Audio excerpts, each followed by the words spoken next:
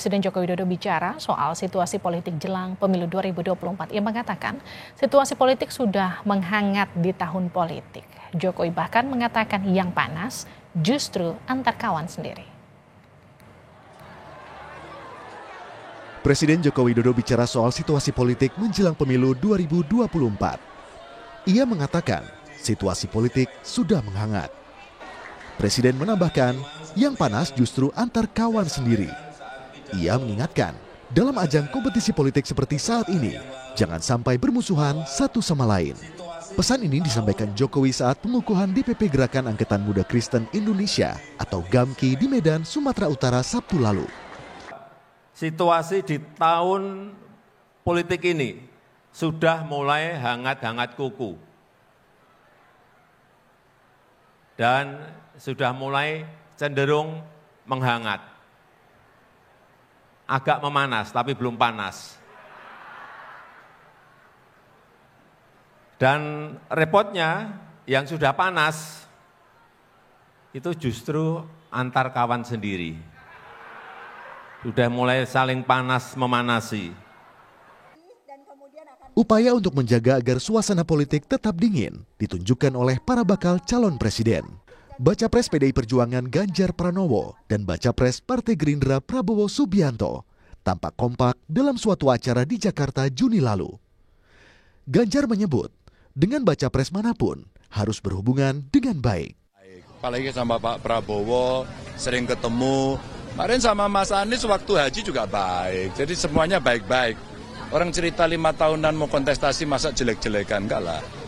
Sementara Prabowo Subianto menyebut, persaingan politik menjelang Pilpres harus dijalani dengan prinsip dan semangat kekeluargaan. Ya tadi ketemu baik, saya hubungannya baik sama beliau.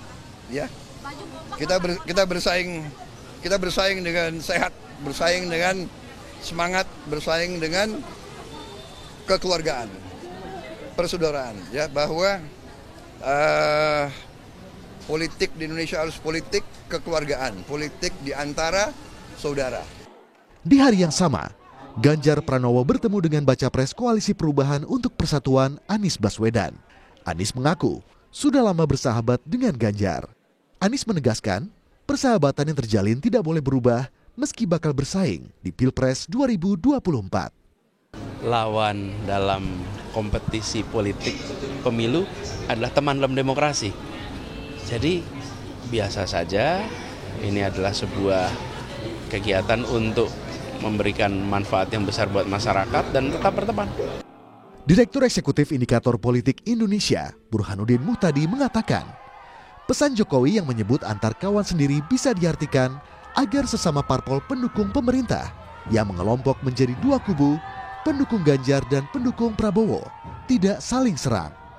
Nah, ini yang saya kira menjadi tanda kutip ya sasaran kritik sekaligus masukan Presiden Jokowi kepada kedua belah pihak agar tidak saling serang karena akan merugikan kepentingan yang lebih besar, terutama bagi proses penyelamatan dan keberhasilan agenda pemerintahan Pak Jokowi. Baik. Jangan lupa Yasir ya, saling serangnya ini kan sudah sampai misalnya pada isu food estate. Ya.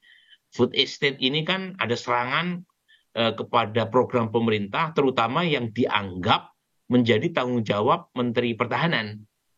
Para bakal calon presiden harus menunjukkan kepada masing-masing pendukungnya bahwa Pilpres bisa berjalan dengan baik, sambil terus memaparkan visi misi demi masa depan bangsa. Tim Liputan, Kompas TV. Apa makna dari pidato Jokowi yang bilang di tahun politik saat ini sudah mulai memanas? Termasuk di antara sesama kawan. Kita akan bahas bersama pakar komunikasi politik Karim Suryadi. Pak Karim, selamat petang. Selamat petang. Pak Karim, jadi apa makna di balik pernyataan Pak Jokowi soal panas antar kawan? Ini maksudnya ditujukan antar parpol di pemerintah atau gimana? Ya, tentu saja kita akan melihat ini antar partai-partai yang dekat dengan Jokowi. Yang selama ini aktif bergabung dalam partai koalisi pendukung pemerintah atau tidak duduk dalam koalisi pendukung pemerintah tetapi menyatakan dukungan kepada satu di antara dua kandidat yang tergabung dalam koalisi pemerintah. Kenapa begitu? Karena saya yakin kalau bilang antar teman, antar kawan, pasti yang dimaksud adalah kalau tidak kubu PDIP ya kubu Gerindra kan gitu ya. Hanya sayangnya menurut saya forum yang digunakan untuk menyampaikan ini kok kurang menurut saya kurang tepat ya. Pertama misalnya di rapat di forum acara kenegaraan, pidato kenegaraan, kemudian kedua di pengukuhan pengurus GMKI. Kenapa saya bilang kurang tepat? Toh kan semuanya teman-teman Jokowi, mungkin akan pas kalau disampaikan dalam rapat kabinet ketika para menteri itu hadir di sana ya. Atau misalnya forum yang mengundang para ketua umum partai gitu ya. Karena apa? Karena saya yakin yang dibidik oleh Jokowi bukan kubunya koalisi perubahan, bukan. Tapi yang dibidik oleh Jokowi adalah koalisi yang dimaksud oleh Gerindra dengan Prabowo dan PDIP dengan Ganjarnya. Saya yakin itu karena dibilang kawan gitu ya. Apalagi kemunculannya misalnya menyusul kritik khas Mas Hasto terhadap post estate ya, meskipun itu gagasan Presiden Joko Widodo tapi dijalankan oleh Menhan kan gitu ya, dengan rincian segala macam gitu ya. Nah, di sana kan lucu ya. Sebab kalau kita pahami misalnya kritik Mas Hasto itu kan bukan hanya menyebut Kemhan, tapi juga menyebut partai lain. Tetapi partai lain yang disebut di bawahnya itu tidak nyaring gitu kedengarannya. Kenapa? Karena kita tahu ada plasenta yang menghubungkan antara pernyataan Presiden dengan kritik ini. Sebab kritik ini mencuat justru di tengah-tengah pembahasan uji materi terhadap usia cawapres. Sehingga tidak salah gitu ya kalau misalnya ada orang yang menghubung-hubungkan mengapa ketika upacara di Istana Negara itu yang dinyanyikan lagu rungkat. Gitu. Isinya itu orang sudah berkorban. Nyambungnya bisa ke situ ya Pak Karim. Besarkan, mendukung, kok ujung-ujungnya berpindah ke lain hati gitu loh. Apakah ini sebuah Cleopatra knows, sebuah kebetulan saja, atau jangan-jangan gitu ya, ada yang mendasain ini sebenarnya dalam hal pemilihan lagu rungkat. Pak Karim, tapi kalau disebutkan sama Pak Jokowi soal kalimat jangan sikut-sikutan, jangan tendang-tendangan, kenapa kemudian ini harus disebutkan? Kalau dikorelasi dengan situasi perpolitikan belakangan ini cocoknya untuk kasus atau situasi yang mana? Nah justru itu saya bilang ini kurang tepat ya kalau diungkapkan di acara kenegaraan atau acara-acara yang diakses publik. Kenapa? Karena yang tendang-tendangan, yang sikut-sikutan, yang panas-panas itu kan elit partai. Saya bilang, kalaupun terjadi guncangan, kalaupun terjadi badai, itu adalah badai dalam secangkir kopi. Yang panas itu sebenarnya adalah para pimpinan partai politik. Elit parpol ya? Ya, elit parpol. Dalam dua hal. Yang pertama adalah menentukan peta koalisi atau kerjasama dan sekarang sudah selesai. Yang sebenarnya nggak ada hubungannya sama masyarakat. Jadi sebenarnya menurut Anda nggak perlu diumumkan di forum sebegitu besar? Nggak perlu. Kok seperti melempar api di atas batu gitu loh. Nggak ngaruh. Wong publik habis berpesta 17-an gitu kan. Oh habis-habisan ibu-ibu saja main bola. Kita senang-senang aja, nggak ada ngelihat apa-apa, nggak ada lihat sumber konflik, sikut-sikutan, media sosial juga masih fine saja. Jadi menurut Anda gini, masyarakatnya adem kok, yang adem kan elit politik, jadi sebenarnya ini nggak perlu juga diumumkan sama presiden. Masyarakatnya gitu ya? Adem, yang ganjen kan elit politiknya. Apalagi sekarang ada bottleneck, sumber potensi, sumber masalah, sumber ketegangan apa? Penetapan calon wakil presiden. Karena sayangnya ya, penetapan calon wakil presiden di Indonesia saat ini belum beranjak dari algoritma dasar. Apa itu?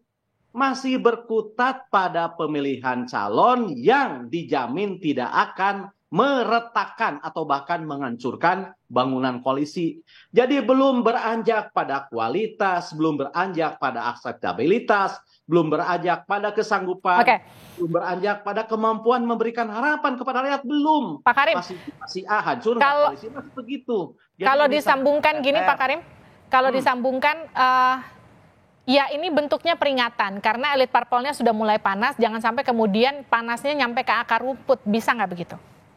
Bisa, tetapi menurut saya toel saja, colek saja pimpinan parpolnya. Apalagi kan para aktor, para elit ini adalah juga para menteri kan.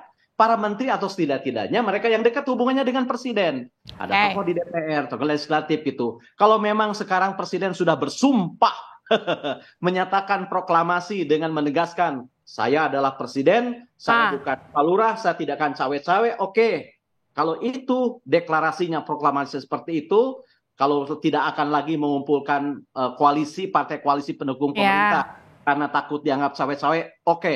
Tetapi akan ada saluran komunikasi yang tidak terbuka. Oke, ini kan sebenarnya mudah bagi seorang Jokowi untuk mengumpulkan para ketum parpol yang kemudian sempat disinggung tadi oleh Pak Karim, disebutkan sudah mulai panas, justru elit-elit politiknya mudah bagi Jokowi untuk mengumpulkan mereka, kemudian menenangkan mereka. Tapi ini kemudian diumumkan di depan halayak, di depan masyarakat begitu.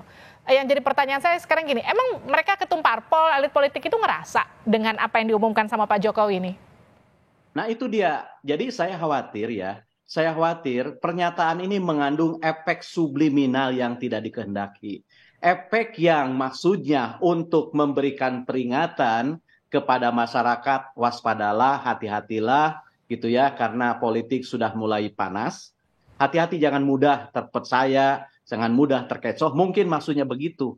Tapi bukankah ketika ada peringatan tentang sesuatu yang tidak dirasa, malah orang yang tidak merasa itu malah penasaran.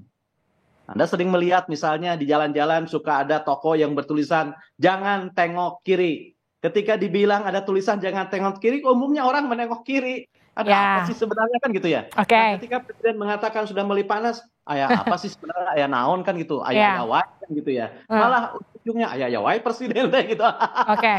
Ini nggak ada apa-apa kok kan gitu ya. Jadi menurut saya ini efek subliminalnya akan jauh lebih besar ketimbang apa yang dimaksudkan oleh presiden untuk waspada dan lain-lain. Apalagi yang disitirnya adalah kawan-kawan presiden. Saya yakin itu kawan-kawan presiden atau kawan-kawan parpolnya presiden.